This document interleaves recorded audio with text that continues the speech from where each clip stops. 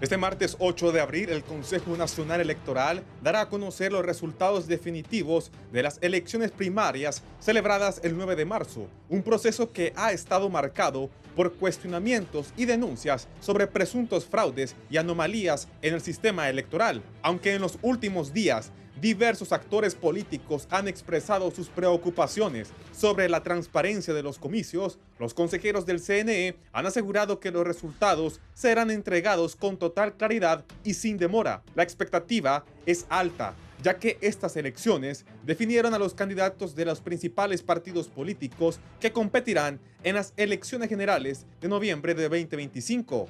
En semanas recientes, varias denuncias sobre presuntos fraudes en el proceso de votación y el conteo de votos han generado incertidumbre entre la población y los aspirantes. Sin embargo, el CNE ha reiterado su compromiso con la transparencia y ha garantizado que a pesar de las controversias, los resultados reflejarán de manera fiel la voluntad del pueblo hondureño.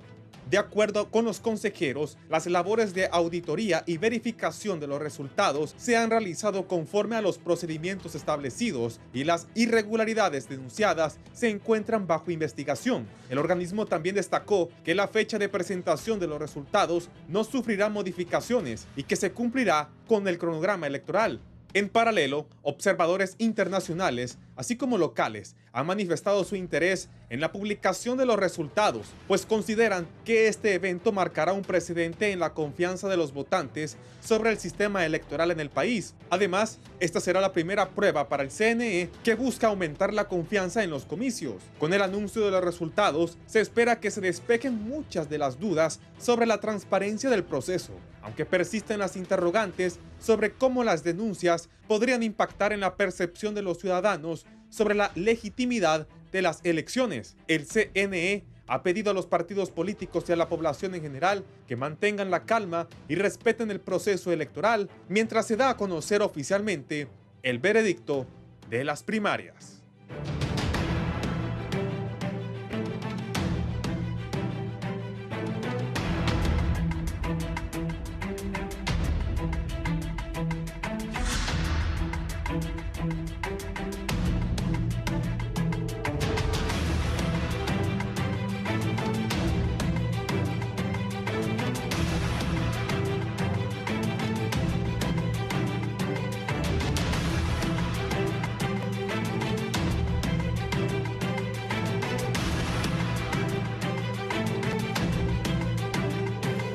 Buenos días. Bien, se va a dar la declaratoria de las elecciones internas celebradas el 9 de marzo en las próximas horas. Vamos a hablar de estos y otros temas de la vida política del país. Tengo tres distinguidos invitados. Aquí a mi derecha, don Héctor Soto, licenciado, buenos días. Muy buenos días, licenciado. Un cordial saludo a los compañeros y a la audiencia también. Gracias, del abogado Kenneth Madrid. Abogado. Buenos días, Raúl. Gracias por la invitación. Contento de estar acá, pues, poder hablando de ese tema que va a dominar, pues, las pantallas y los audios hoy, que es obviamente la declaratoria de las elecciones primarias e internas. Y buenos días también a sus distinguidos invitados. Gracias, el ex embajador Germán Espinal. Germán. Bueno, gracias, Raúl, por invitarnos a compartir prestigiado noticiero, compartir con Héctor Soto, que hace una buena contribución en el análisis estadístico de los resultados electorales con buen sentido, y por supuesto con nuestro amigo, compañero Madrid, abogado Madrid. Así es que es un honor compartir esta mañana en Canal 11. Sí, Héctor, de la declaratoria, ¿qué espera? Otra cosa, después de ese enfrentamiento que han tenido los representantes de los tres partidos ahí al seno del Consejo Nacional Electoral. Sí, yo creo que hoy es un día importante porque cerramos un capítulo bastante accidentado, sorpresivo, con muchos actores involucrados que fueron estas elecciones primarias. Y bueno, sigue siendo incluso novedoso porque al final la cadena se va a adelantar ahorita para las 8 de la mañana. Creo que en este momento lo que más pesa es el simbolismo y en gran medida lo que se está preguntando es, bueno, ¿lo van a firmar todos los consejeros o no? Se supone que sí. La pregunta es, ¿políticamente lo van a acompañar o no? Eso es, digamos, lo que vamos a ver cómo finalmente se termina dando en estos días. Creo que esta declaratoria también nos muestra que estamos ante un Consejo Nacional Electoral donde los tiempos políticos los termina dando los márgenes que da la ley en Honduras. Creo que un mes para una declaratoria, si formalmente la ley lo permite, está bien, pero que el país haya tenido que esperar tanto tiempo para poco a poco ir conociendo los ganadores, pues creo que es algo innecesario. Finalmente este proceso electoral también nos evidencia que tenemos un Consejo Nacional Electoral donde lo que realmente funciona es los partidos políticos alrededor de la disputa del poder, y creo que la sensación que nos deja es que a los partidos políticos la democracia no les preocupa tanto, les preocupa más el poder, la capacidad de retenerlo, y lo que hemos visto en este Consejo Nacional Electoral es una tensión alrededor de eso, y creo que en esta declaratoria buena parte de eso lo vamos a ver reflejado. Germán, para ti. Bueno, igual, un agrado, creo que en el debate acá en el Canal 11, que lo hemos compartido también con el abogado Kevin Madrid, hemos dicho que es un interés de la nación, es un interés patriótico que este proceso electoral de elecciones primarias, para satisfacción del hondureño, estuviera rodeado de un ambiente de prácticas aprendidas. Se había saludado la innovación tecnológica que garantizaba credibilidad y confianza del proceso electoral y darle toda la muestra de profesionalismo al desempeño de los concejales electorales. Ese era como el deseo, y que la sociedad hondureña y el ciudadano entendiera que esto es de interés vital para la nación.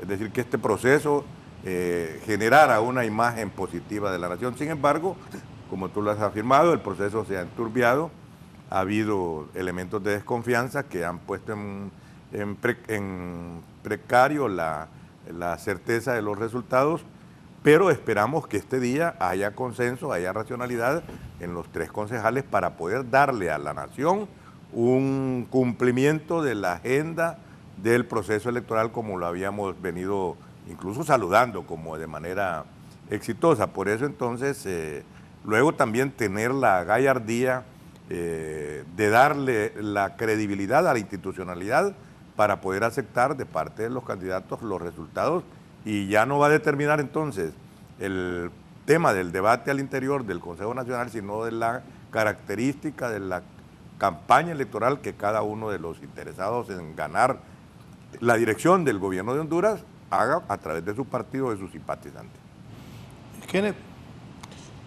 Bueno, para mí hay dos temas fundamentales.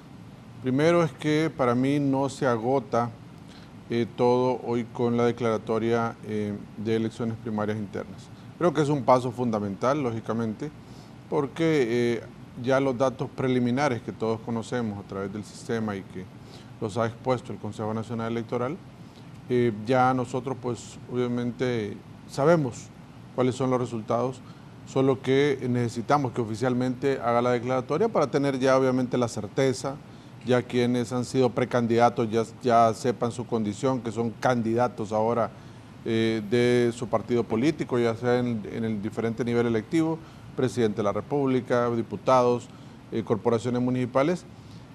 Pero esto solo cierra un capítulo y deben de cerrarse otros también que están abiertos para que varias situaciones no se repitan. Primero es que uno espera saber en esto, y veremos si coincidimos con sus invitados el día de hoy.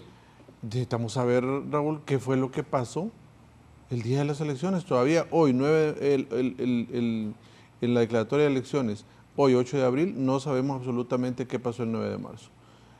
Hay requerimientos fiscales presentados, pero por procedimientos administrativos incorrectos, por transgresión de la ley y por, obviamente, un delito contra la administración pública. Pero a esas alturas aún no sabemos por qué el material electoral anduvo paseando por todo Tegucigalpa. ¿Quién dio la orden? ¿Quiénes son los que están involucrados? Aún es un capítulo pendiente, y si ese capítulo no se cierra, esto puede volver a suceder en las elecciones generales. Entonces, es importante que haya equilibrio, que exista un cierre de esa mala historia, y que para mí ha sido un boicot en las elecciones primarias internas, y que debe de finiquitarse. Y al final también es una acción que, si se cierra adecuadamente, si se señala responsables, pues en alguna medida también es una elección de prevención general positiva, porque van a darse cuenta que si alguien se atreve a trastocar el proceso electoral general, va a sufrir obviamente una persecución penal y por ende un requerimiento fiscal si está involucrado. Eso es algo que vendría a dignificar estos yerros o este boicot que se cometió en el proceso electoral primario interno. De tal manera que para mí el cierre de un capítulo es necesario, que ya lo vamos a escuchar en el transcurso del programa, pero sí no olvidar lo que pasó. Debe obviamente haber una investigación efectiva, transparente, imparcial, objetiva y sobre todo apolítica, que venga a determinar qué fue lo que sucedió y que esto sea una lección aprendida para las elecciones generales. Que tres cosas fundamentales: que no vayan a aprobar ese presupuesto en el Congreso Nacional a los albores ya de que comience el cronograma de las elecciones generales, porque eso pasó en las elecciones internas. Lo aprobaron un día antes de que comenzara el cronograma electoral. También que pueda haber concertación en el Congreso. Creo que para eso sí pueden ponerse de acuerdo. Ojalá que en este mes de abril se pudiese dar esa aprobación de ese presupuesto y que el Consejo Nacional Electoral trabaje ese nuevo cronograma holgadamente, que sea holgado, para que obviamente el material electoral pueda estar incluso 48 horas antes ya en los centros de votación listo para distribuir en las juntas receptoras de votos. Sí, aquí me dice la doctora Julie Handal. Buenos días, dice la doctora Julie Handal, qué bueno que habrá declaratoria de primarias. La transparencia no solo debe ser en cuanto al resultado electoral, sino a la rendición de cuentas de los 2.000 millones de lempiras de presupuesto para este proceso. Lo estamos esperando, dice la doctora Julie Handal, es presidenta del Consejo Hondureño de la Empresa Privada.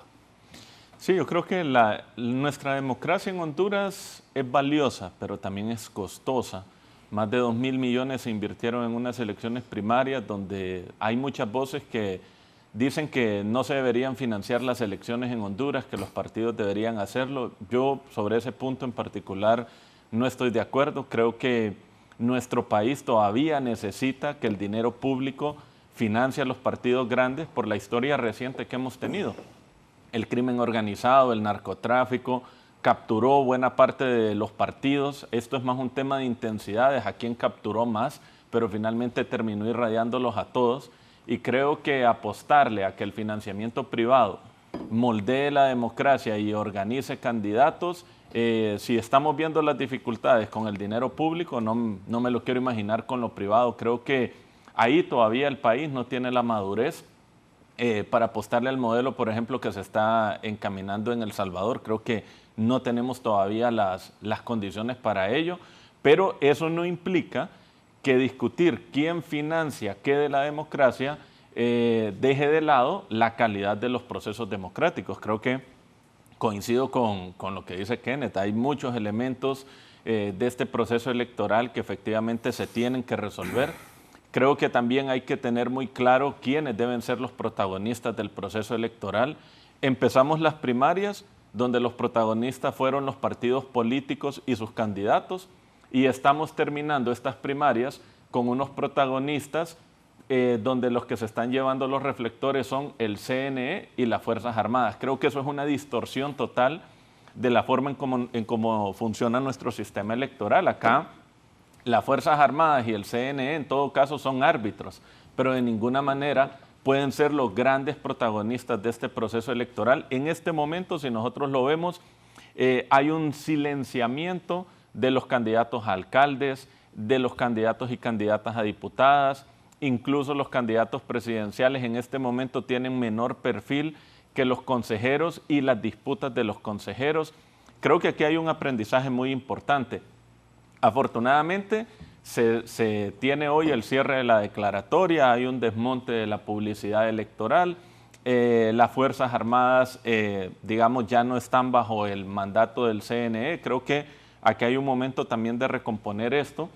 Y también al final de todo esto, lo que empezamos a ver es que nuestro sistema electoral está bastante distorsionado. Realmente en Honduras, para ganar las elecciones, se necesita tener votos para ganarlas, pero además de eso, tener estructura para defenderlas. Y eso, la verdad, no habla bien de nuestro sistema electoral. Nosotros no podemos estar en un país donde el que gana las elecciones, además de llevar los votos de la gente a las urnas, tenga que tener estructura para poder defenderlos. Eso, digamos, es lo que nos ha evidenciado estas elecciones primarias, que buena parte de la confianza o no del proceso electoral no está solamente en manos de la capacidad que tenga el CNE, sino de la capacidad que tengan los partidos también para hacer un contrapeso. Creo que acá quedan bastantes aprendizajes y, como lo mencionábamos, las elecciones generales están ahí cerca, en noviembre. Hay que recordar que también va a haber un cambio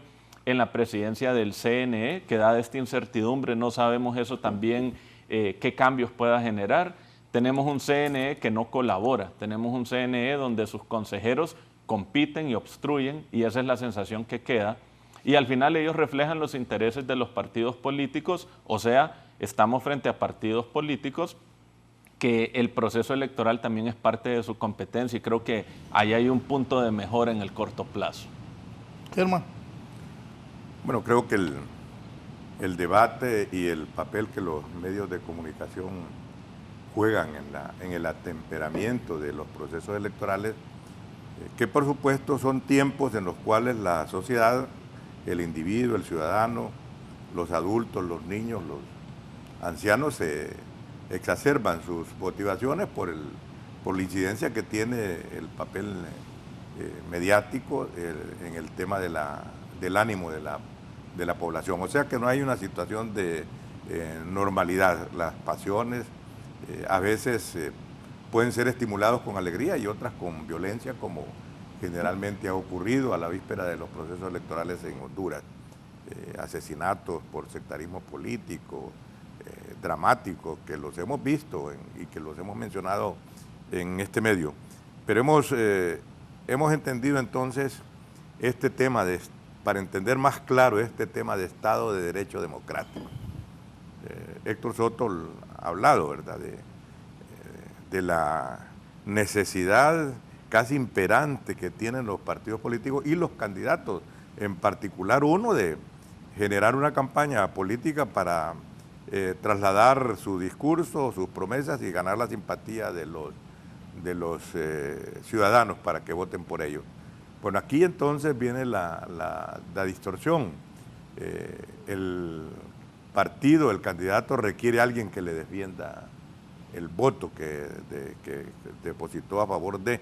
Y entonces el Estado de Derecho es el que debe de estar, la institucionalidad es la que debe de garantizar eso. Iremos, nos decía un evaluador y un informe de la Unión Europea, de Naciones Unidas, iremos a tener esa capacidad de tener entonces la institucionalidad defendiendo el proceso democrático y los intereses, sobre todo, que son intereses vitales, porque lo que se está disputando es el control de la gobernabilidad democrática del gobierno de Honduras, no de la sociedad, porque esos son otros poderes fácticos los que lo manejan, pero es importante entonces este tema.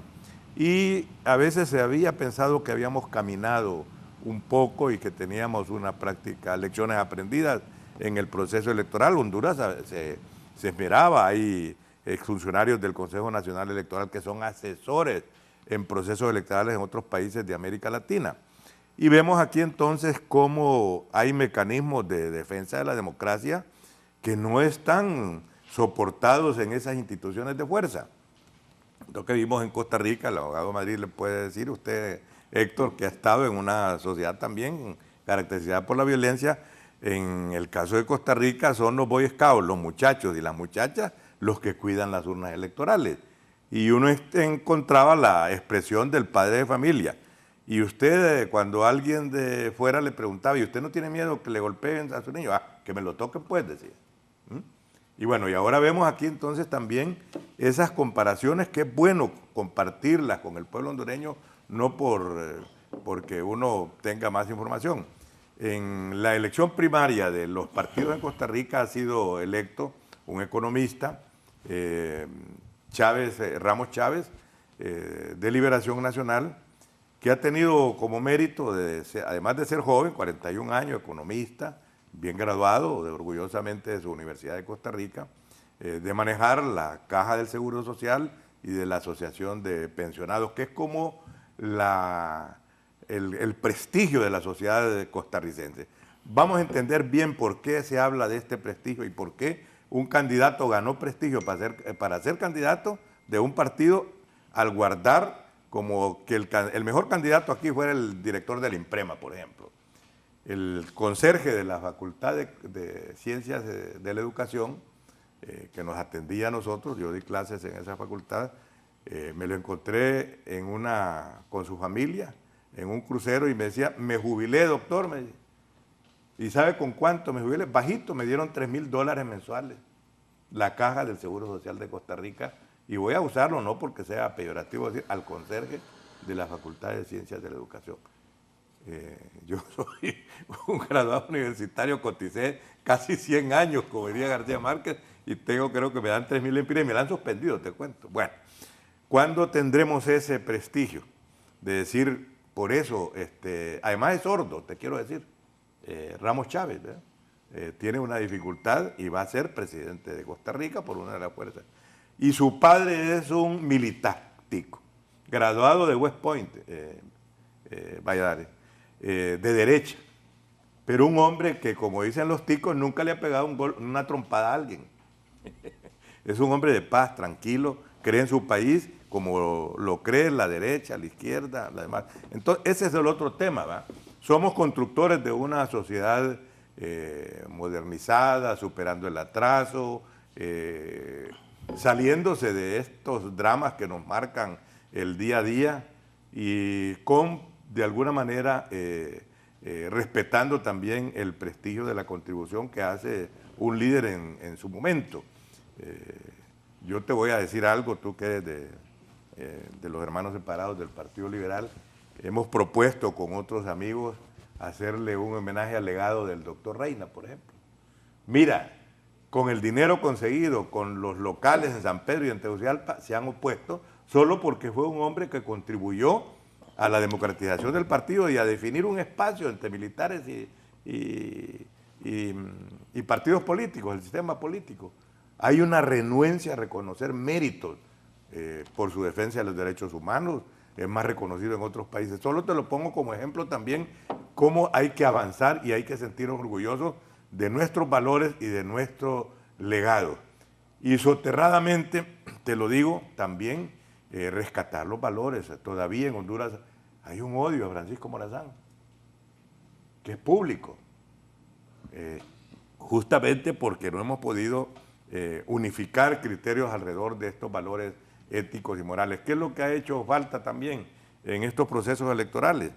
Ese tema de la ética y de la moral en el proceso político, que puede ser visto como innecesario, pero es necesario también que se hable de una revolución moral a un país marcado por el atraso educativo. Hay precariedad en el futuro, hemos sido golpeados por la naturaleza, seguimos golpeados por estos hechos también dramáticos y que pudieron hacer más trágicos, como la caída del puente de la 21 de octubre. Sí, Kenneth. Bueno, mire, yo para analizar un escenario que lógicamente nos deje a todos totalmente complacidos después de estas elecciones primarias internas, creo que hay lecciones aprendidas.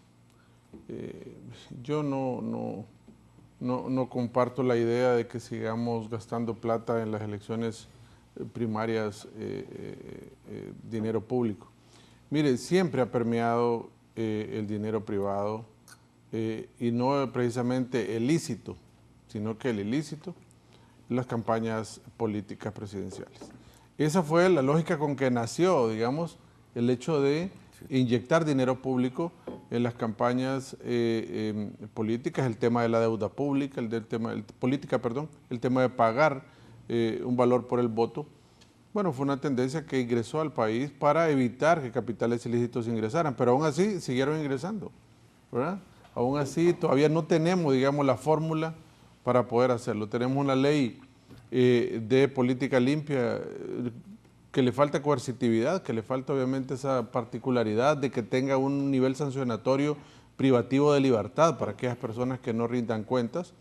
Entonces, creo que los políticos se han acomodado todos, ¿no? Se han acomodado todos con una ley muy blanda, con circunstancias en las cuales los tres principales partidos políticos se acomodaron para manejar las principales instituciones del Estado, para manejar el CNE, y obviamente eso va en detrimento del resto de los partidos políticos. En este momento, el 60% o un 57 a 60% del padrón electoral no fue a votar a las elecciones primarias internas. Ellos obviamente no se deciden por un partido político a nivel de las elecciones primarias, son obviamente, van a ser el gran elector en las elecciones generales. Entonces, quizá también esa es una lección que nos deja las elecciones internas celebradas el pasado 9 de marzo, que creo que se agotó un poco ya el modelo. Creo que al final esa gran reforma electoral que pedíamos en el 2021, que no se dio, porque esa ley electoral del 2021 solo tiene dos novedades: separar la justicia electoral del órgano administrativo de las elecciones y haber incorporado al Partido Libertad y Refundación en las elecciones, que no está mal, es un derecho que tenían, es una decisión de los políticos, pero por eso pasó esto el 9 de marzo. Hemos visto esos estira y encoge dentro del Consejo Nacional Electoral, que cada uno está defendiendo su camisa político-partidaria, no está pensando en fortalecer la institucionalidad, en el respeto al voto ciudadano. Entonces, creo que es un problema derivado de la politización de los órganos. Por eso decíamos en su momento, hay que ciudadanizar las mesas electorales, hay que ciudadanizar el Consejo Nacional Electoral. Y no sé, digamos, si también esa sea la respuesta, pero era un punto de partida, no era poner la discusión en la mesa para efectos de garantizar de que tanto los procesos primarios como los generales pues estuvieran obviamente reforzados por esa característica esencial de la objetividad, de la transparencia. Creo que hasta dentro de la propuesta hasta se hablaba de que fueran jóvenes menores de 18 años, universitarios, los que manejaran para evitar de que ellos tuvieran conflicto de interés en el tema. Tantas posturas que hubieron ahí puestas en el camino que, bueno, hoy nos dejan una lección aprendida, Raúl, y creo que al final, si de esta lección no aprendemos, bueno, vamos a estar condenados a seguir, obviamente, en este estira y encoge político que no nos está dejando, obviamente, esa superación, esa institucionalidad que todos deseáramos.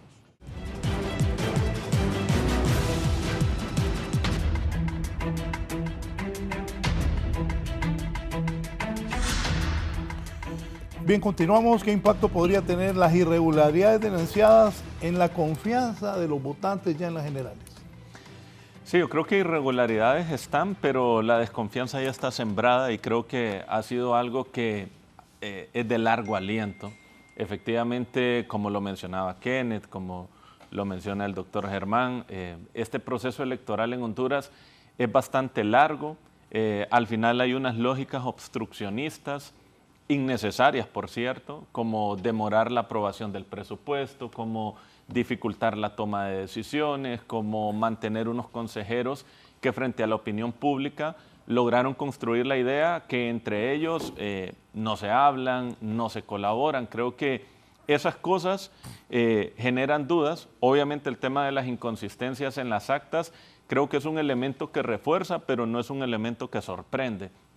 Y en todo caso, Raúl, también hay que señalarlo, que esta declaratoria también llega en un momento importante en la agenda internacional hondureña, ¿no? Recordémonos que en este momento se está celebrando la 9ª cumbre de la CELAC. Hay que también tener algo muy en cuenta. Los presidentes de Sudamérica, que tienen, sí, gobiernos de izquierda y que están acá, son presidentes que han mostrado una postura bastante exigente con los atributos democráticos de una elección. Ahorita en Honduras está Lula da Silva, está Sheinbaum, heredera de Andrés Manuel López Obrador, y está Gustavo Petro. 3 presidentes de izquierda que no reconocieron las elecciones en Venezuela, y creo que eso también es importante porque esta declaratoria se da en un momento donde la comunidad internacional y la prensa internacional está pendiente de lo que está pasando en Honduras, y creo que aquí también queda muy claro ver si los 3 partidos logran mandar un mensaje donde finalmente cerremos estas elecciones demostrando fortalecimiento democrático. Yo creo que hay muchos elementos para cuestionar, para dudar del desarrollo de este proceso electoral, pero estamos en un contexto bastante corto por lo que está sucediendo en estos días, pero totalmente clave, ¿no? Yo creo que cualquier consejero que tenga una postura disonante en términos de lo que la comunidad internacional entiende por un proceso democrático serio, pues creo que va a ser un error de cálculo. Yo creo que los consejeros en muy pocos minutos tendrán que salir con el interés de reflejar una voluntad política de que los procesos electorales en Honduras pueden ser confiables. Yo no creo que sea necesario seguir enturbiando estos temas. Efectivamente, ahorita ya el Tribunal de Justicia Electoral también entra con sus procesos propios, que muy seguramente Kennedy y el doctor Germán conocen mucho mejor de cómo desarrollar esa parte, pero en este momento lo importante es que Honduras le mande un mensaje a la comunidad internacional de que estas elecciones primarias las estamos cerrando de buena manera. Creo que la declaratoria, cerrarla de manera atropellada sería un mensaje en un muy mal momento cuando la comunidad internacional está acá en el país y, como repito, muchos de los presidentes que están acá tienen unas exigencias hacia el desempeño democrático de las elecciones bastante alto. Germán. Bueno, yo diría que la reflexión, director de Canal 11, nos lleva a no perder que hay ya preparado un camino para fortalecer el llamado poder electoral. Es necesario, Raúl, actualizar la ley del Consejo Nacional Electoral. Urgente, ya hay un proyecto y con esta lección aprendida se puede perfeccionar, hacerlo más democrático y más aplicable. Luego hay que perfeccionar el promulgado ley del Tribunal de Justicia Electoral, que también hay que actualizarlo. Ya hay un proyecto que se aprobó, pero que de nuevo hay que actualizar, y por supuesto pensar si el ente fiscalizador debe de seguir con más fuerza, con mayor capacidad de perseguir el delito electoral. Que hemos visto, una lección aprendida es que el 17, 6 o 7 delegados de partido a urnas que promovieron fraude fueron investigados, fueron procesados y fueron condenados. Se dejó ahí una lección para que el ciudadano entienda de que la responsabilidad del ejercicio del voto por parte del ciudadano es sagrado. Pero en este momento, por ejemplo, viene el tema de la desconfianza. Si el operador de justicia que tiene el monopolio de perseguir el delito electoral lo está haciendo y lo hace bien, va a dejar también una lección para el futuro. Es decir, el voto es sagrado y debe de ser perseguido el delito electoral por los elementos del Poder Electoral, Tribunal de Justicia, Unidad de Fiscalización y por supuesto la Fiscalía contra el Delito Electoral, que solo se activaba de forma, pero que no tenía ninguna capacidad. Ahí había una excompañera que fue en algún momento y le digo, bueno, ¿y tú qué vas a hacer? No, me dice, a mí me dijeron que tuviera la pelota nada más, pero no había línea de expresar voluntad política en este tema. Por supuesto que no hay que exacerbar la persecución, porque este hecho de no acostumbrado, de intromisión o de intervención del operador de justicia en la persecución del delito electoral puede ser visto también como una exageración innecesaria de la institucionalidad. Pero hay que hacerlo y hay que acompañarlo en la medida que la acción punitiva se hace de un proceso legal transparente. El otro elemento es el elemento de el financiamiento que ya se ha discutido. Las experiencias más expresas son el caso mexicano, por supuesto que son millones los electores y hay entonces un porcentaje alto de financiamiento público, pero también aún en estas elecciones se ha visto cómo se ha empañado por el aporte que hace el crimen organizado o el origen ilícito de los fondos que participan en estas elecciones. Y con esto no quiero dar un dato de intervención en los intereses de otro país, pero se ha hecho también en Colombia, se ha distorsionado y hay países donde la ética exige incluso menos formalidades legales para el ejercicio del voto, que es el caso de Uruguay. En Uruguay, si se le olvidó a usted cuando estaba haciendo cola o la identificación o el carnet electoral, un compañero que está en la cola puede dar testimonio de que es un vecino y con eso basta para darle legalidad y no perder el voto. Entonces hay distintas características de los votantes y del financiamiento, pero creo que en el caso de Honduras el aporte del financiamiento público va a ser necesario, ya se convirtió en una práctica e incluso una oportunidad de empleo, Raúl. La gente lo espera el proceso electoral y por supuesto viste cómo el tema de la contratación del transporte, que ya había sido señalado como sospechoso, la contratación del transporte, lo repito, y la impresión del voto, eso se vuelve, es un gran negocio para los que están en esa inversión. ¿Cómo poder entonces incorporar a la imprenta de la nación para que contribuye a darle mayor credibilidad, pero al mismo tiempo, como es un ente del Estado, también podría tener la sospecha? Y finalmente este comentario lo cierro con la exigencia de la capacidad de acuerdos políticos, es decir, los tres partidos tienen que ponderar y moderar entonces, y lo demandamos en declaraciones en algún momento, que era oportuno frente a lo que desacierto que se observaban en los concejales, que los partidos políticos emitieran alguna línea de comportamiento para que,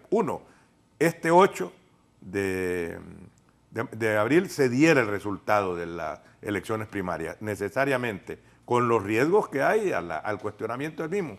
Y luego también a llegar a un acuerdo de exigir mayor consenso dentro del Consejo Nacional Electoral, porque un comportamiento burocrático, recto, administrativo, y de ahí pensar en otras cosas de mediano y largo plazo, la carrera electoral, por ejemplo. Y volvemos entonces a la responsabilidad que uno observa cómo en México el delegado electoral es casi eterno. En Costa Rica ya la gente sabe, vea, no puedo irme porque no puedo viajar mientras hay elecciones porque yo soy delegado electoral, ya está escogido casi de manera permanente y la gente se siente comprometido. La responsabilidad ciudadana es importantísimo en el cumplimiento de la función electoral. Cada vez entonces dependemos de recursos para capacitar al delegado de urna, a los muchachos que hagan su trabajo. Y luego este tema de la defensa, no del Estado de Derecho, sino del candidato y del partido del voto cuando se ponen en entredicho. Eso pues son aberraciones que tenemos que verlas y cómo la necesidad de que se perfeccione. Sin embargo, Raúl, ¿cuál es la tensión que hay? La tentación de muchos líderes de facto, económicos y políticos, dar un golpe de Estado. Allá anda un hombre comiendo mangos en Montañado, pidiendo que haya un golpe de Estado. Y eso pues es reñido con la vida democrática. Sí, ¿quiénes debería el Consejo Nacional tener planeado cómo abordar las inquietudes sobre la transparencia de las elecciones y demostrar que son legítimos los resultados? Claro, por supuesto, Raúl. Mire, algo que el Consejo Nacional Electoral no ha dado a la ciudadanía ni ha mostrado es el símbolo de que están trabajando de manera coordinada y de conformidad a los preceptos legales. Ha habido ahí una conducta de ellos, a pesar de ser un órgano colegiado, de descrédito, de ataque entre ellos. Ha sido un sinnúmero de actuaciones que no demuestran esa madurez política, porque tuvieron la madurez política los partidos políticos para colocarse ahí, para administrar un proceso de elecciones, y ese estira y encoge dentro del Consejo Nacional Electoral no ha dejado bien parado al CNE y menos a los partidos políticos, porque obviamente viene de ahí. Yo le decía a Raúl, la vez pasada que estuvimos acá en su programa, que los dueños de los partidos políticos deberían de haber resuelto este problema y no lo resolvían los miembros del Consejo, porque aquí tienen dueños los partidos políticos. Tenemos nombre y apellido. Ellos debían de resolverlo si los miembros del Consejo no lo resolvían. Pero acá coincidíamos en que quizás no iba a pasar eso, porque obviamente iban a dejar el panorama ahí. Pero esto que ha pasado, el CNE ha dado muestras de acciones de conflictividad a lo interno. ¿Y qué pasó con estas acciones conflictivas que no comenzaron ahora del proceso eleccionario? Comenzaron meses atrás. ¿Cuál fue el ejemplo que tuvo la ciudadanía? También conflictividad. En el proceso preelectoral estuvo plagado de conflictos, estuvo plagado de polarización, y eso nos llevó a que el 9 de marzo fuera conflictivo el proceso electoral, al menos en Tegucigalpa y San Pedro Sula. Entonces, se venía anunciando. Entonces, yo creo que el CNE debe dar un paso adelante, debe demostrar que realmente está respetando la institucionalidad, que va por ese camino y que obviamente el voto ciudadano fue respetado. Porque ese es un tema también crucial en esto, Raúl. Aquí estuvimos en su programa hace unos meses atrás y yo le decía al licenciado Valladares, mire, van a inflar votos los partidos políticos. Y me dijo el licenciado Valladares, última hora aquí que en Madrid dice que van a inflar votos. ¿Qué pasó? No nos equivocamos, ¿va? Esas denuncias de todos los partidos políticos a lo interno trajeron esa conflictividad, buscaron la forma, los caminos alternos a la tecnología, que significó que viejas prácticas utilizadas con anterioridad vinieron a derrotar a la tecnología, al menos en una particularidad, en un segmento, ¿verdad?, donde no se utilizó la biometría y donde pudieron burlar ese tema. Mire, hay gente que llegaba, yo de manera particular lo pude apreciar en un centro de votación donde llegó una señora y le dijeron, de tercera edad, y le dijeron que ya había votado. Y señora, pero no he votado, o sea, que acaban de venir las urnas, les vengo entrando. Y de forma particular en el Instituto Cultura Popular ahí en el barrio El Manchén. Entonces, bastantes cosas han sucedido que eran irregulares. Entonces, eso todavía es fantasma, esa irregularidad no se ha quitado, Raúl, del esquema. Los partidos políticos tienen que darle esa confianza a la ciudadanía de cara a las elecciones generales. El Consejo Nacional Electoral también debe demostrar a la ciudadanía en particular esa confianza que deben de tener en el sistema. Obviamente, ahorita eran elecciones primarias internas, cada partido podía hacer y deshacer en su junta receptora de votos, las viejas mañas estuvieron presentes, pero vamos a una elección general, donde debe darse esta característica esencial de que el respeto al voto ciudadano debe ser lo fundamental. Porque mire, nos decía don Germán en este momento, hay ya requerimientos fiscales, sí, pero si nos fijamos, hay requerimientos fiscales por un mal procedimiento administrativo y por delitos de corrupción contra la administración pública, pero no tenemos un tan solo delito electoral todavía, un requerimiento fiscal que venga a demostrarnos qué pasó ese día en particular, como lo dije anteriormente. De tal manera que todavía hay asuntos pendientes, falta darle esa credibilidad al proceso electoral. Ojalá que ahora que vamos a escuchar la declaratoria oficial de elecciones, hayan algunos puntos ahí que vengan a tranquilizarnos, que nos muestren ellos unidad también como CNE. Eso va a ser importante, porque si vemos su comparecencia, si vemos que unos están viendo para un lado, otros para otro, y que prácticamente solo habla la presidenta, eso nos va a dejar también muy mal de cara a las elecciones generales. No ha existido esa unidad. No, no ha existido. De acuerdo, y es que los consejeros llegan al CNE con dos tareas: administrar el proceso electoral y defender los votos de su partido en elecciones. Una tarea la hicieron mal otra tarea la hicieron bien, porque realmente la administración de este proceso electoral es bastante precario, está por debajo de los estándares que esperaríamos de un país democrático, donde tenemos una base tecnológica confiable, donde tenemos un financiamiento robusto para las elecciones, donde tenemos una ciudadanía que se interesa por participar en esas elecciones, donde hay una atmósfera comunicacional, ciudadana, de impulsar mucho eso. Entonces uno dice que un proceso fracase de esa manera o que por lo menos se entorpezca de esa manera, pues no es necesario. Realmente acá, y lo mencionábamos, los protagonistas deben ser los partidos políticos como actores que compiten, deben ser los candidatos de esos partidos también, pero desafortunadamente en el camino el proceso se va distorsionando y como lo mencionábamos, en el país existe una tensión. Primero, el sistema electoral y el proceso electoral se debe ciudadanizar o debe estar en manos de los partidos políticos. Esa es una tensión que en este momento se resolvió a través de los partidos políticos. Pero el tema no solamente queda ahí, también viene el otro punto y es, si los partidos políticos van a controlar el sistema electoral, entonces también hay que preguntarse, ¿el sistema electoral está diseñado para que compitan 2 partidos o para que compitan 3? Y esa también es otra tensión que ahí está presente, ¿no? Buena parte del marco normativo del país, de la cultura política, de las reglas del juego, fueron pensadas para que 2 grandes partidos se disputaran el poder en el país. Hoy tenemos 3 y esas tensiones todavía las vemos reflejadas en el funcionamiento, por ejemplo, en este caso, de la institucionalidad electoral. Yo creo que si nosotros vemos lo que está pasando hoy en el proceso electoral hondureño, pues lo que estamos viendo es que hay consejeros que salen fortalecidos como personas capaces de defender a su partido dentro del CNE. Yo creo que esa sensación es una sensación que, digamos, los nacionalistas muy seguramente comparten y ven con agrado el desempeño de Cosette, no tanto como presidenta del CNE, sino como una persona que defiende los intereses del Partido Nacional dentro de ese espacio.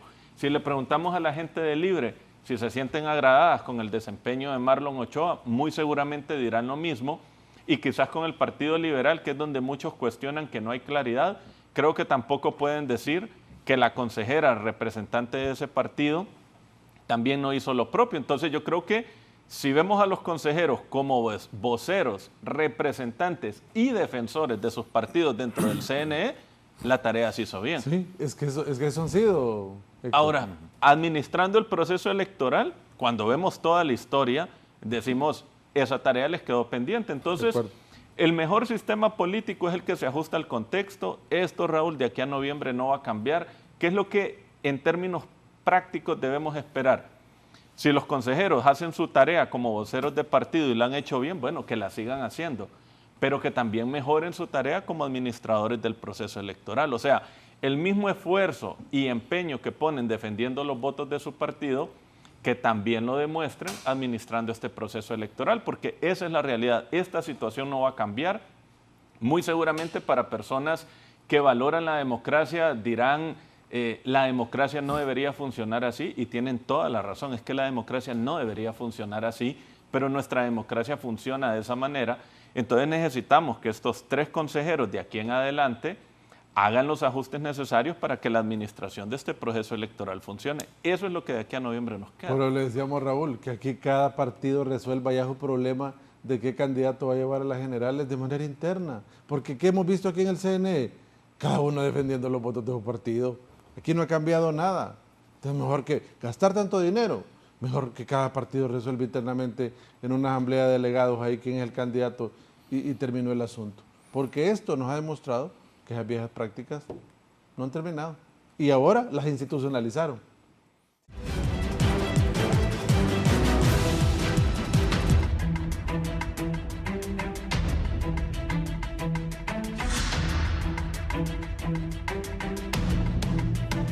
Bien, ya está la declaratoria. ¿Tenés los datos que tiene el Consejo Nacional Electoral? Al menos ahí no se pelearon los del Consejo Nacional Electoral. Hoy se pusieron de acuerdo. Pero bueno, es el rol de los partidos, para que entendieron de que era necesario que esto fuera así. Sí, los jefes de ellos les dijeron que calmaran. Cálmese, cálmese. Lo que hablábamos, Raúl.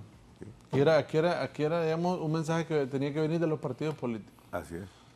Que poner calma, prudencia, dar la declaratoria oficial de los resultados, que no es más que el acto de proceder a hacerlo, porque ya teníamos los datos. Yo quería rescatar un tema, Raúl, que es un poco sacar las lecciones positivas aprendidas. Me decía alguien, mira, esa consigna del pueblo salva, solo el pueblo salva al pueblo. ¿Quién salvó el proceso electoral? 7 urnas en Tegucigalpa que no se abrían y que se abrieron de noche. El ciudadano llegó a pumpunear a donde estaban las urnas, quiero votar, a las 7 de la noche, y comenzaron a votar a las 9 y votaron hasta las 5 de la mañana de otro día. Entonces, eso es importante porque el ciudadano hondureño desea la elección, el voto para resolver su problema. Como diría alguien, el machete convertirlo en voto para defender el poder del ciudadano. Y eso es positivo. Entonces, esa lección hay que resaltarle al hondureño ahorita. En otros países ha bajado, hemos comentado cómo en Costa Rica, que es un ejemplo democrático, los partidos políticos tienen una baja caudal electoral. Llegan a las elecciones primarias y generales con pocos electores.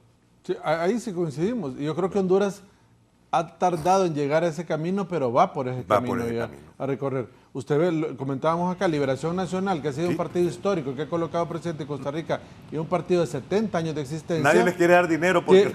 Lleva 3 periodos de no ganar. ¿Sí? ¿Y ahora quién gana en Costa Rica? Candidatos independientes.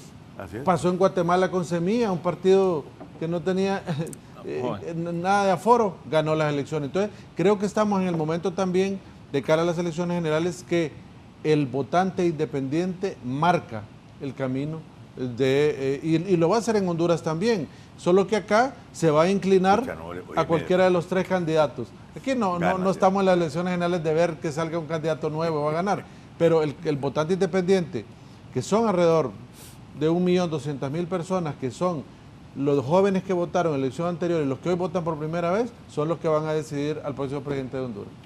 Yo diría que ese escenario futuro es el que debemos de ver qué posibilidades tienen. Ampliar esa toma. Bueno,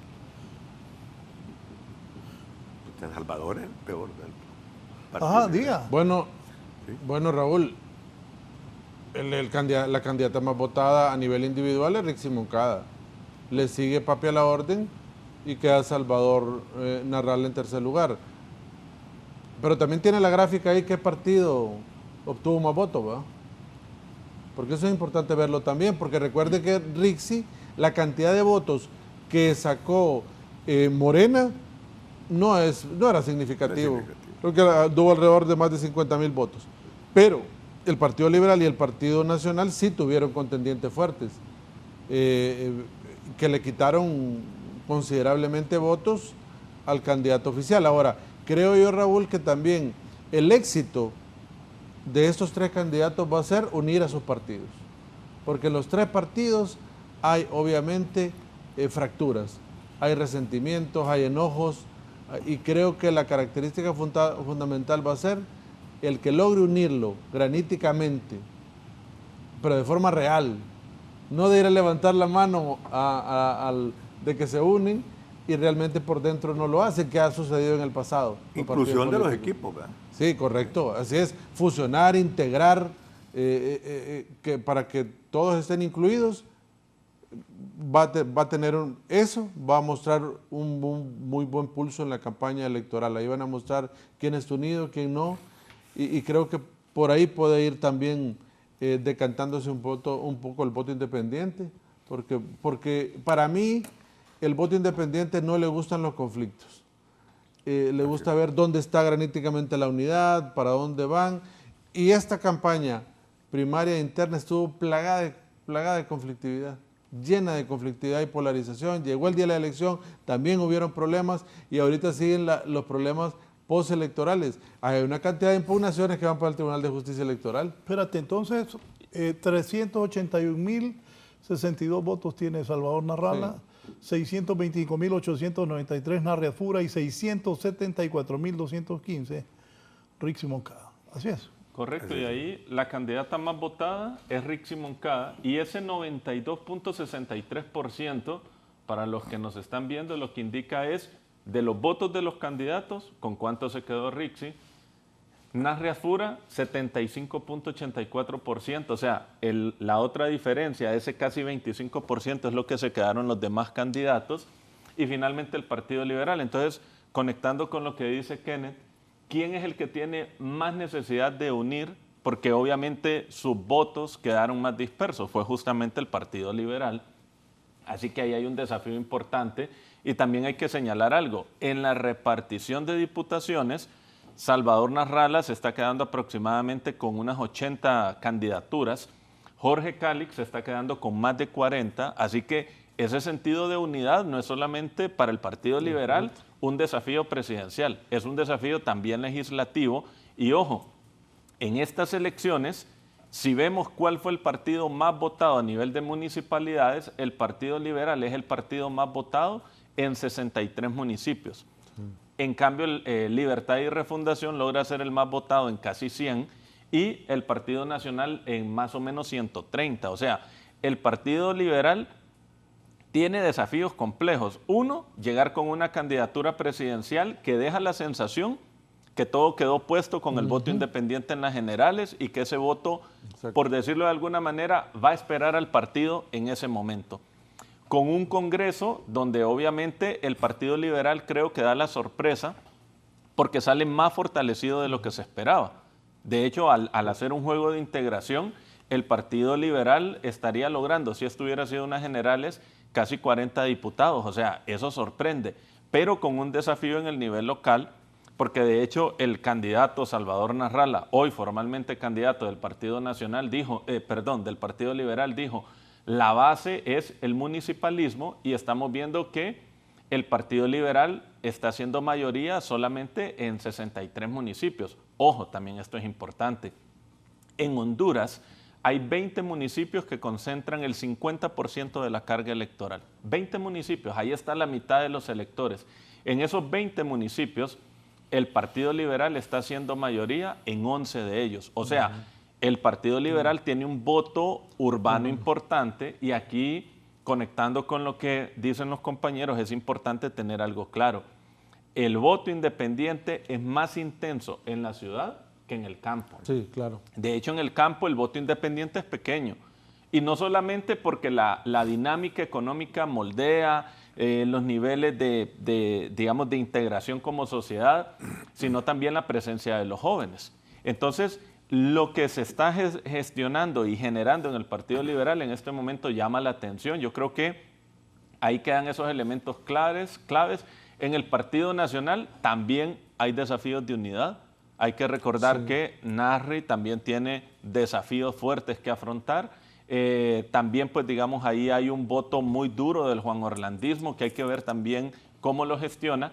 Pero el gran desafío del Partido Nacional es cómo logra acumular voto independiente cuando históricamente está demostrado que de los tres partidos es el que menos tracción tiene en el voto independiente. Ahí hay un gran desafío si lo puede lograr o no, porque cuando vemos la declaratoria y estos resultados, las sensaciones y el estado de ánimo previo a las elecciones es que esto iba a ser una disputa entre liberales y libre y que el Partido Nacional se iba a descolgar.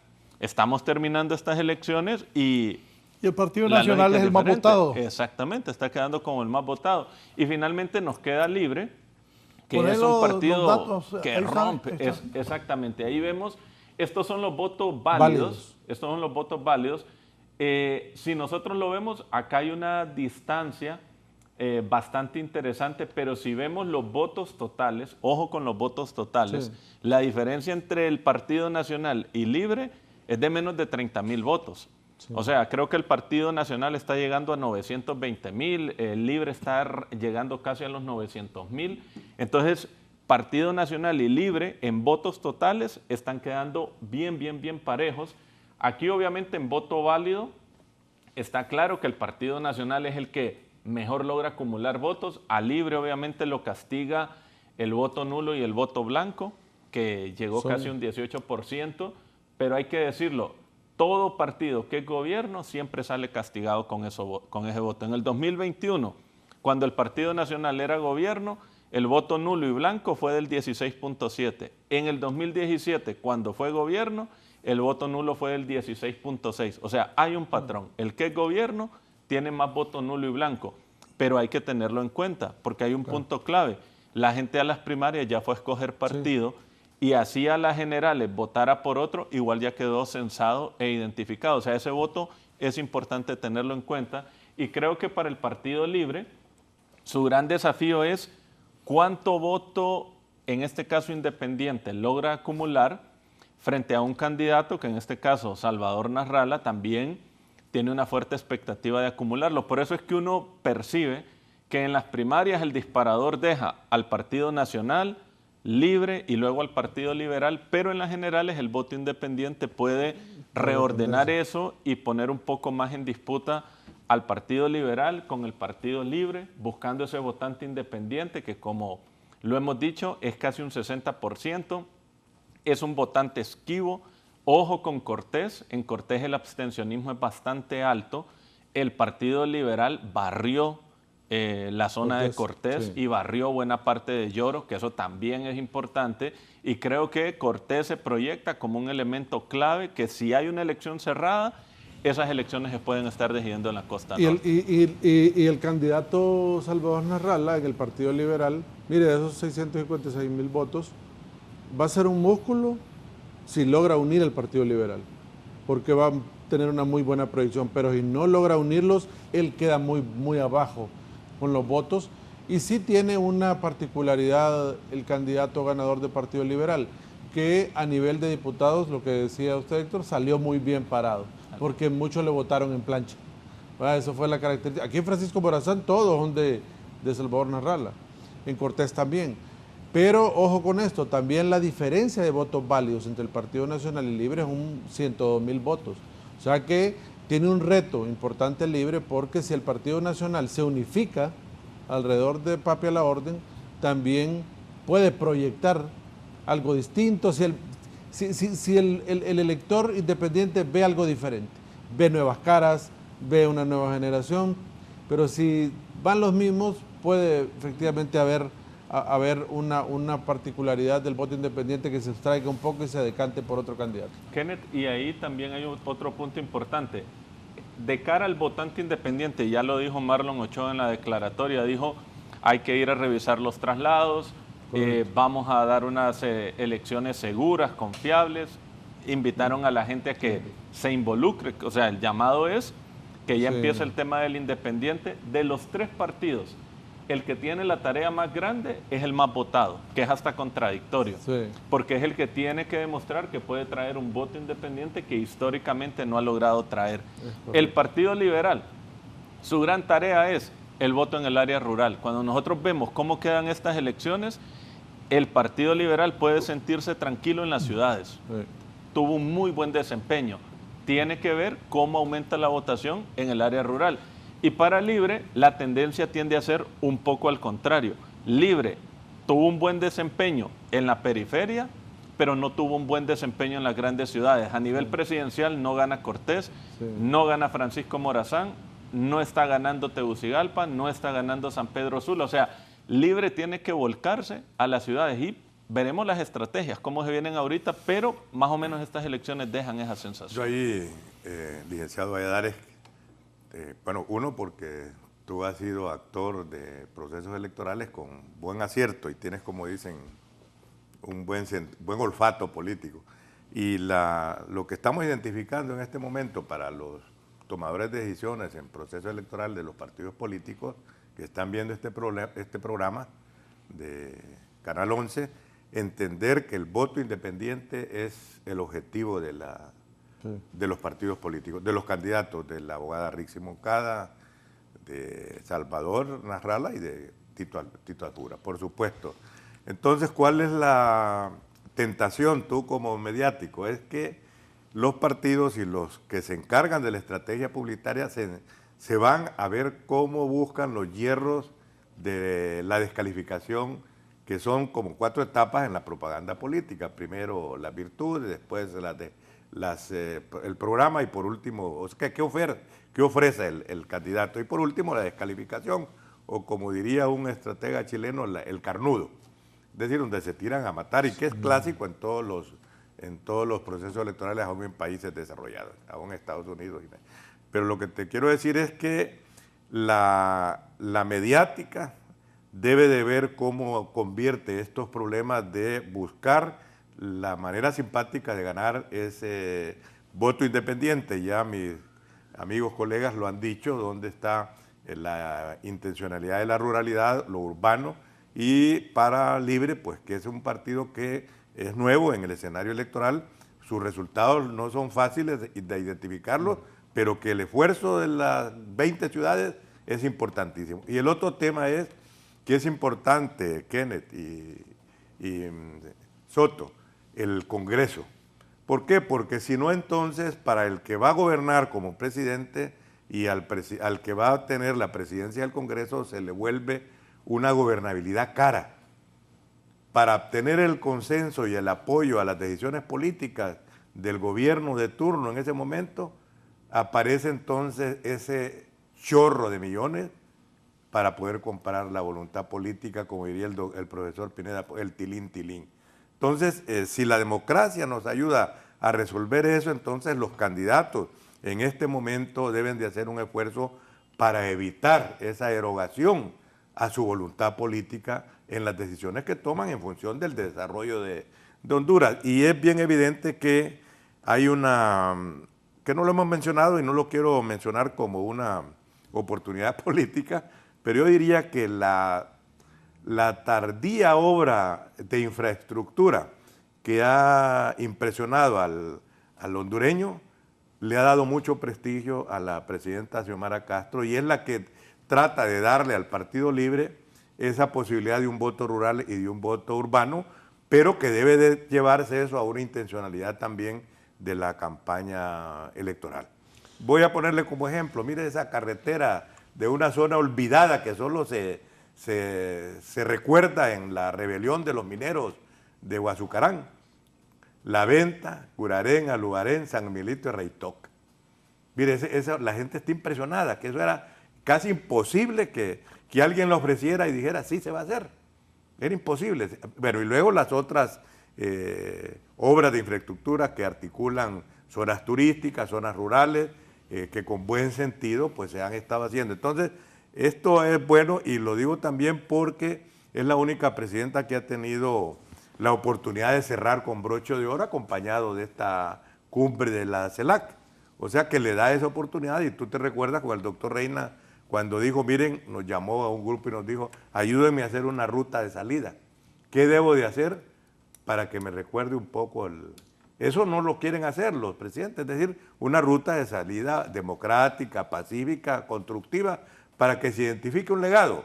Yo diría que este tema también debe ser incorporado a este elemento y de alguna manera el padre de Arévalo acuñó una frase, yo la repito mucho, Moncho Quelí me dijo, mire, esto hay que repetirlo en Honduras. El profesor Arévalo era un pedagogo, además de que fue acompañado de un ejercicio democrático importante en su época. Él decía que los países centroamericanos habían sufrido tanto la guerra civil, la violencia, el caudillismo, que era necesario que fueran gobernados, decía él, por mujeres, decía, por profesoras, por pedagogas, con cariño de mujer, decía, porque estos países han sufrido demasiado.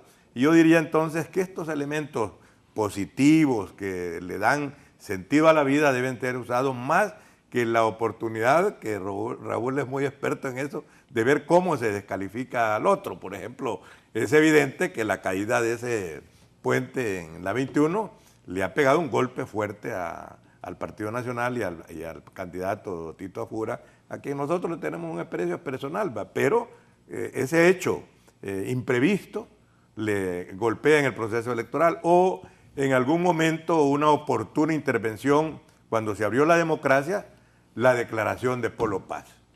Las Fuerzas Armadas no van a intervenir y vamos a apoyar la apertura democrática en Honduras y en Centroamérica.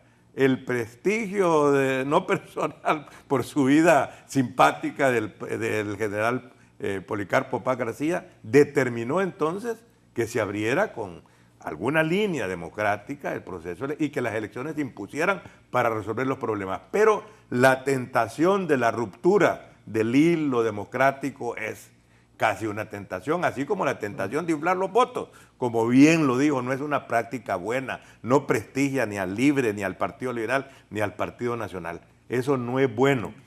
Por eso la biometría, el que usó más la biometría puede decir, mire, yo tuve menos oportunidad de inflar y de hacer fraude. Pero hay muchos políticos que se sienten orgullosos, es que yo le ayudé al partido inflando, le meten fue importante ver un delegado de urna que se opuso en su mesa de uno de los partidos a decir, mire, aunque haya oportunidad de ponerle un cerito a convertir el 8-0, no lo hagan y no lo voy a hacer. Y hay gente que muestra su honestidad y esos son los hechos que debemos de aplaudir y que el Consejo Nacional Electoral debe de acumular para poder darle al proceso electoral hondureño prestigio, dignidad, sabiduría y que hay una necesidad de Honduras de que su democracia sea robusta y se traslade como viva y activa para la gobernabilidad democrática de Honduras. Poneme los resultados. Sí. Héctor, ¿cuándo son los votos totales?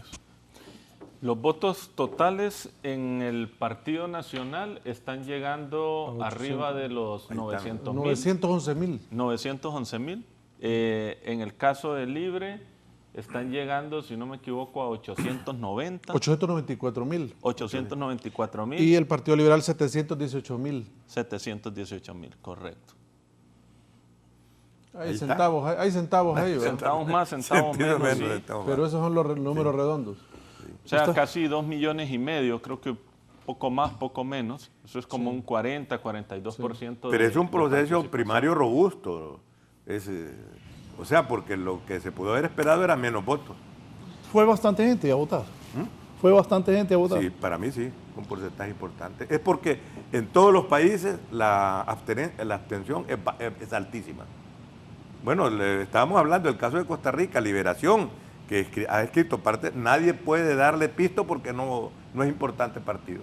O sea, los que financian no se apuestan a ese partido. Y aquí queda una conclusión también importante, y es que podemos decir con total certeza, hoy en el país el voto duro es más grande que el voto independiente. O sea, para que el voto independiente iguale al voto duro, deberíamos tener un nivel de participación del 80%. De acuerdo. Sabemos que eso no va a pasar. No va a pasar. El nivel de participación por mucho puede andar un 65, creo yo, y sintámonos satisfechos. Exactamente, ahí sería Entonces, bueno. Y uno dice, nos fue bien. Entonces, si nosotros vemos, ahorita el nivel de participación 40, 42, si vemos en las generales un nivel de participación del 65%, eso lo que nos dice en otras palabras es que por cada 2 votos duros de los 3 partidos hay un voto independiente.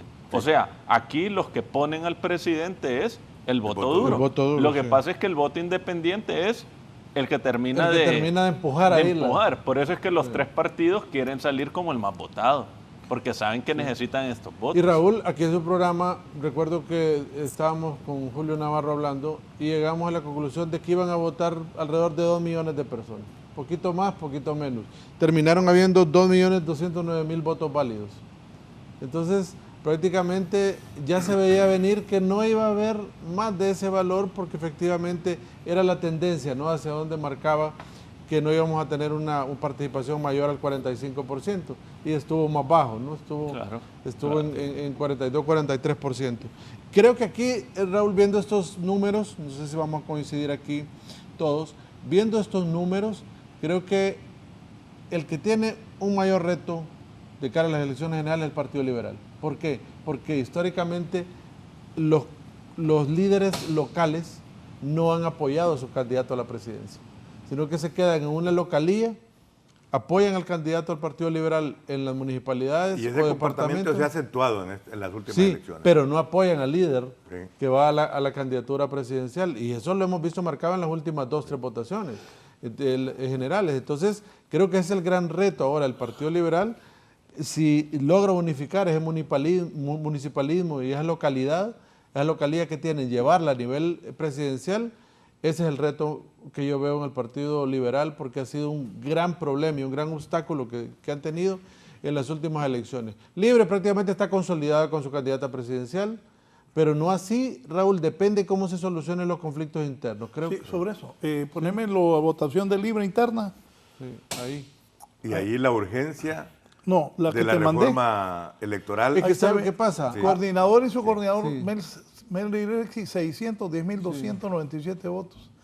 El 90.21%, 66.235 Russell Tomé y Saraí Enamorado. Aquí hay un dato. Pero ahí no hay... Desde el 2005 el Partido Liberal ha tenido 6 candidatos en primarias y todavía ninguno supera a Mel Zelaya. En el 2005 Mel sacó como candidato liberal 470.000 votos en primarias. Narrala llega a 380.000 esta vez. Casi 20 años después el Partido Liberal sigue sin tener un liderazgo fuerte porque hasta hoy todavía nadie ha logrado superar la votación de Mel Zelaya en el 2005, que sacó 470.000 votos en primarias.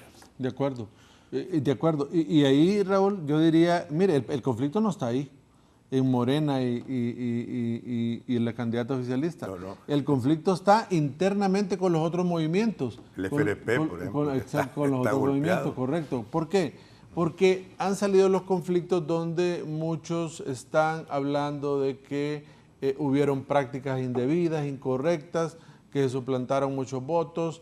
Esos conflictos internos con los demás movimientos son obviamente los que le van a permitir salir avante Libre si logra superar esos escollos internos que tiene. Bueno, con el candidato alcalde de San Pedro, el precandidato alcalde de San Pedro Sula, una tragedia. Oiga, pero Mel ahí tiene buena votación.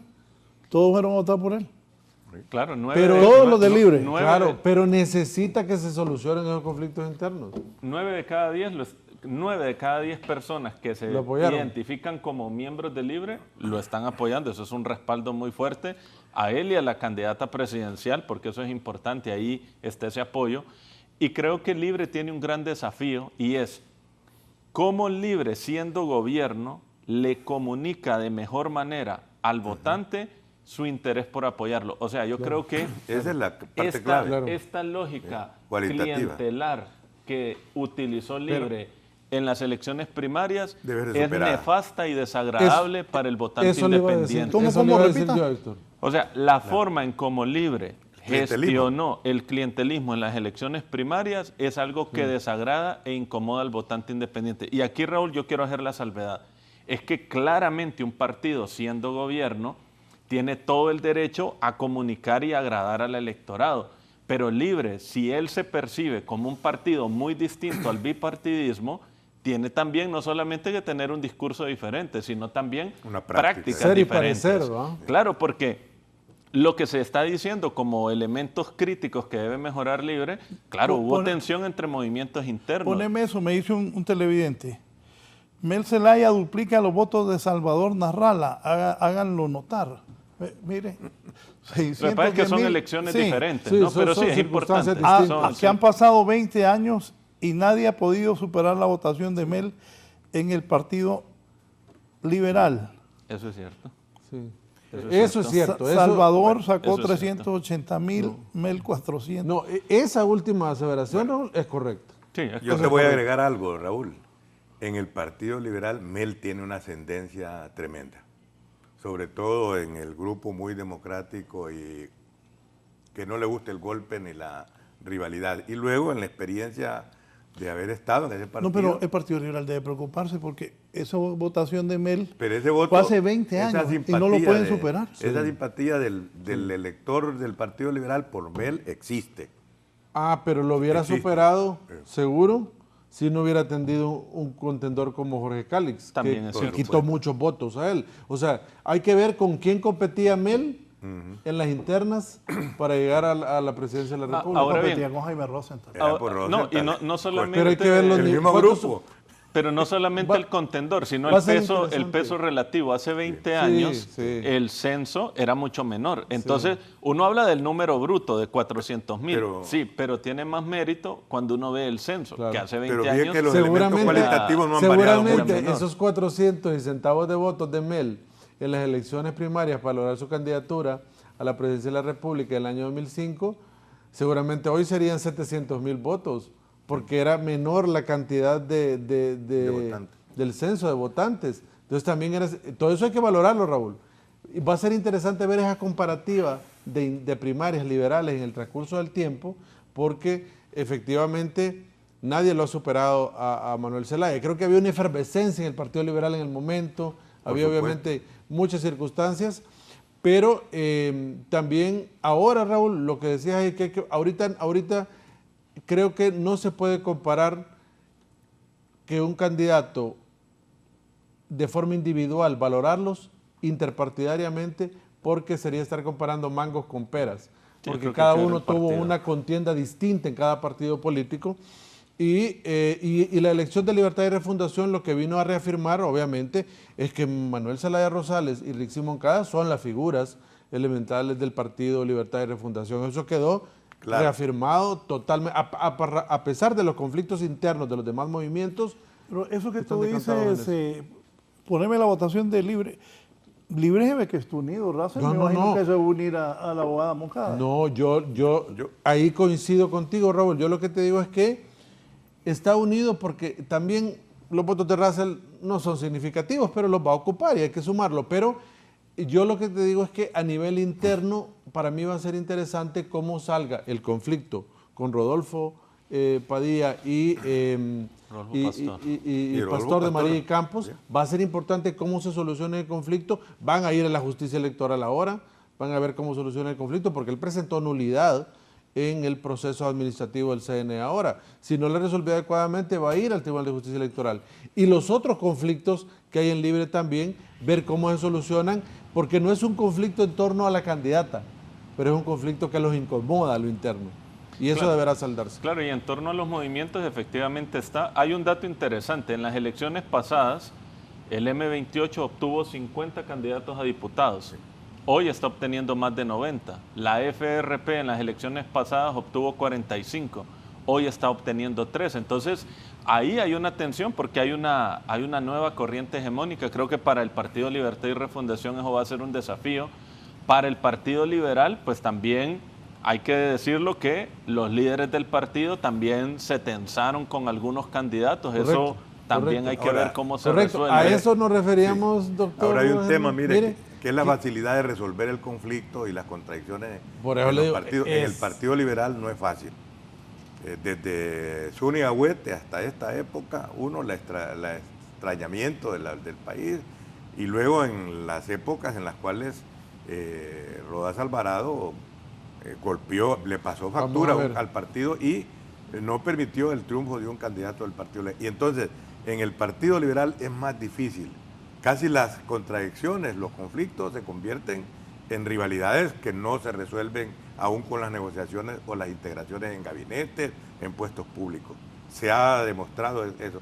Entonces, él tiene una dificultad hacerlo, y además la contienda fue bastante polarizada. Y yo me refería a esos conflictos internos que mencionaba anteriormente y que coincidíamos con Héctor, Raúl, porque han acusado al M28 de que prácticamente anuló a los demás. Sí. Entonces, y lo han hecho no diciendo de que ganaron la simpatía, sino obviamente acusándolos de que compraron voluntades, del clientelismo. Y hay mucho líder interno molesto, incluso, no sé si coincidirán ustedes, muchos candidatos a diputados que son diputados actualmente que ya no van a salir y que obviamente están molestos y lo han expresado. Entonces creo que ahí es donde está el reto del Partido Libertad y Refundación. Ya hablamos del Partido Liberal, las expectativas, y en el Partido Nacional sí tiene un reto importante, porque yo no he visto que Ana García haya dicho que se va a unir a Papi a la Orden, o levantar la mano y decir vamos unidos.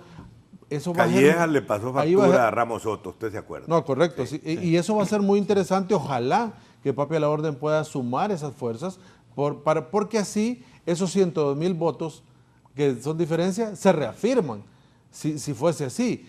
En caso contrario, no hemos visto a Jorge Zelaya levantarle la mano a Papi a la Orden, aún falta, ¿no? Que se une a Jorge Zelaya, no hemos visto, a pesar de que fueron más factible, que fueron menos votos, sí. pero muestra una unidad, ¿verdad? Entonces creo que cada partido tiene sus propios retos, tiene sus propias circunstancias, y pienso que el Partido Nacional le va a costar un poco más, pero ahí es donde tiene ese reto y esa característica. Kenneth, y ahí también pasa algo. Hay algo que el Partido Liberal comparte con Libre, y es que muchas veces sus conflictos mal resueltos hacen que los actores de ese conflicto se vayan al otro partido. Creo que hay que ver, y hay muchas historias y muchos nombres para mencionar cómo conflictos del Partido Choluteca, Liberal por ejemplo, es alimentan al Libre o conflictos del Libre alimentan al Partido y Liberal. hay Creo que los diputados dos que partidos pierden tienen ese privilegios desafío. y son descalificados, pero también la gente ve la capacidad de renovación, de oportunidad política, y el Partido Libre ha sido muy abierto, y muchos que ya no van a ser diputados, no es que se resienten, sino porque pierden privilegios. Y recordemos que esta es una ¿no? campaña distinta al 2021. Permítame, Correcto. solo voy a hacer una pausa. El periodista Osman Reyes me envía ahí ponerlo. Declaratoria oficial de elecciones, Partido Liberal, martes 8 de abril, 10:30 en el Central Ejecutivo. Este martes 8 de abril, tras la declaratoria de elecciones por cadena nacional, el ingeniero Salvador Narral ofrecerá una conferencia de prensa a las 10:30 en la sede del Consejo Central Ejecutivo del Partido Liberal. Esto lo envía el periodista Osman Reyes.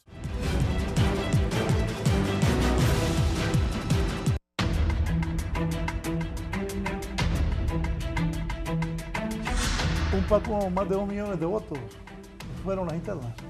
La gente. Votos válidos, 2.200.000. Con votos nulos y blancos, 2.5. ¿Y en la general cuántos esperan? Yo creo que podemos llegar al 60-65%, o sea, podemos estar hablando de unos 3.500, 3.700, o sea... Pero 3 millones es bueno. Sí, es bueno. Es bueno, Sí. un buen porcentaje. Es que recuerde que el padrón electoral andaba en 5.9 ahorita, posiblemente con la gente que En cumplió la los... última elección, ¿cuánto fue? 1.700.000 libres, 1.000.000 y algo. Sí. 1.700.000 libres, 1.300.000 del Partido Nacional. Solo ahí son 3 millones. Solo ahí son Libre 3 el Partido millones. Nacional. Sí, solo ahí son 3 millones entre el Libre y el Partido Nacional. Y el Partido Liberal, que apenas creo que andaba rondando quizás los 500.000 votos. Entonces 3.5, ese es el mismo padrón que ha votado históricamente en las elecciones pasadas. Ahora, por eso le decía a Héctor que podría subir a 3.7, ¿verdad? Porque recuerde que hay votantes nuevos, hay 600.000 nuevos votantes. O sea, sería fantástico que llegaran 4 millones de personas a votar, ¿verdad? Eso sí marcaría un cambio porque estaría subiendo, ¿no? La cantidad Ahora, en porcentaje es complicado porque antes el padrón electoral era menor también. También. Sí. Entonces, Sí, es habría menor. que valorarlo en temas porcentuales, pero si llegaran a votar 4 millones de personas en las elecciones generales, podríamos decir que sería un éxito la elección general. Y en ese punto, ojalá que esperamos ver una campaña que cambie los discursos, que cambie la forma de captar votos en el electorado. Recuerda, Raúl, y los invitados, que en la elección pasada fue Arajó, fue lo que marcó y esa frase fue obviamente lo que permitió que el electorado se decantara por la presidenta Xiomara Castro.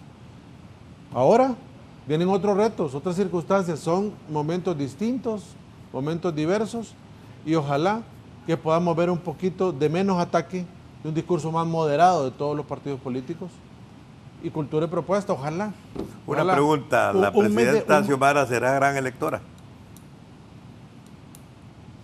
¿Cómo lo ven? Mire, tradicionalmente, cuando ya pasa las elecciones primarias internas y están los candidatos, pierde ya visibilidad un incidencia. poco el presidente de la República y gana más y se vuelve más atractivo el candidato de ese partido. Eso ha sido histórico. Y es natural que sea así. Es natural, yo creo que ahorita ya la cara visible será siempre Mel es un referente en el Partido Libre, pero ya yo pienso que la presidenta Castro pierde. No, haciendo un parangón con el caso de México, Pierde políticamente de López ella, Obrador y su heredera. pierde políticamente y gana imagen la candidata oficial del partido. Igual pasó con Manuel López Obrador con Claudia Sheinbaum también, ¿verdad?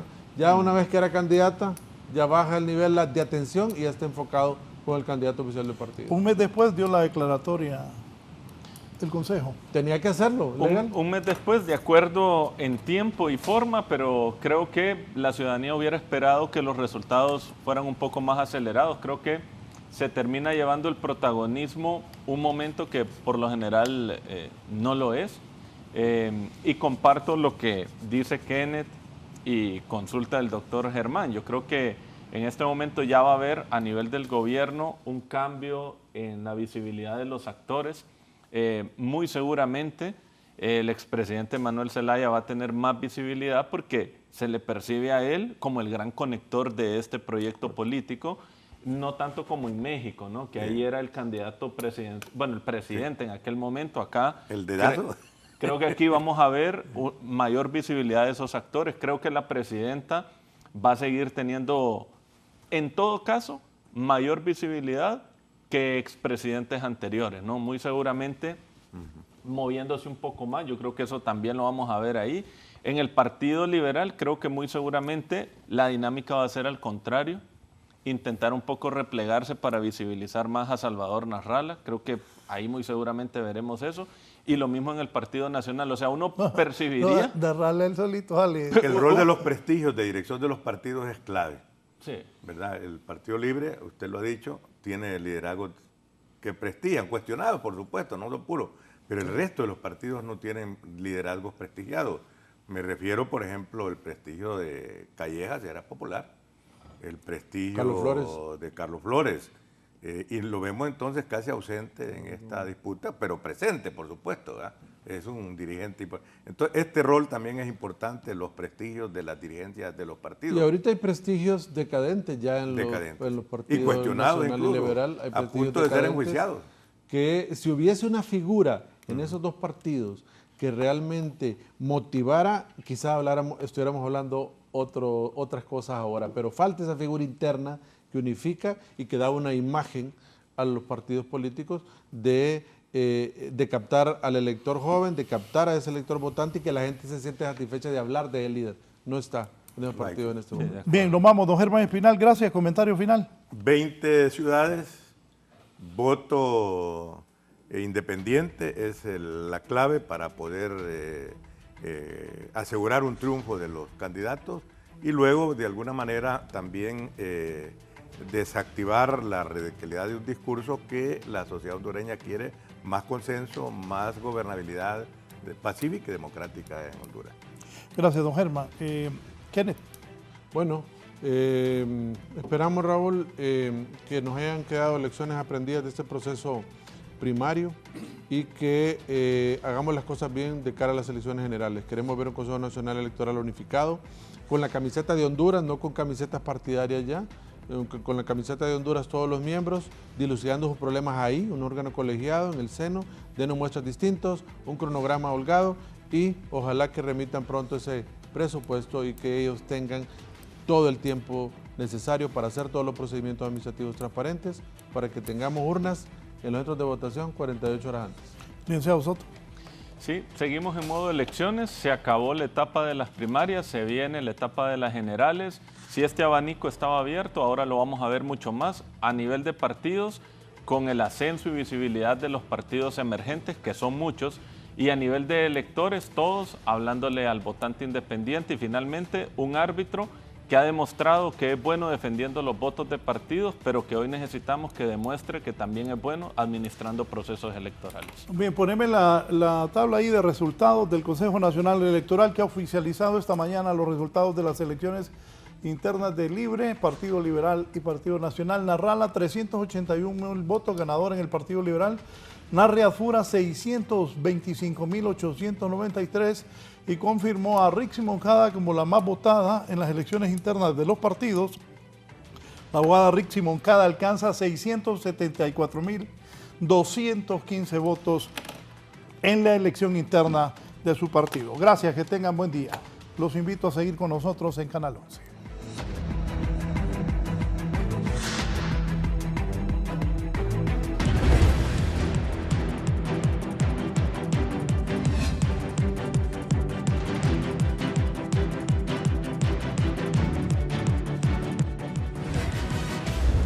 Esto es La Entrevista con Raúl Valladares.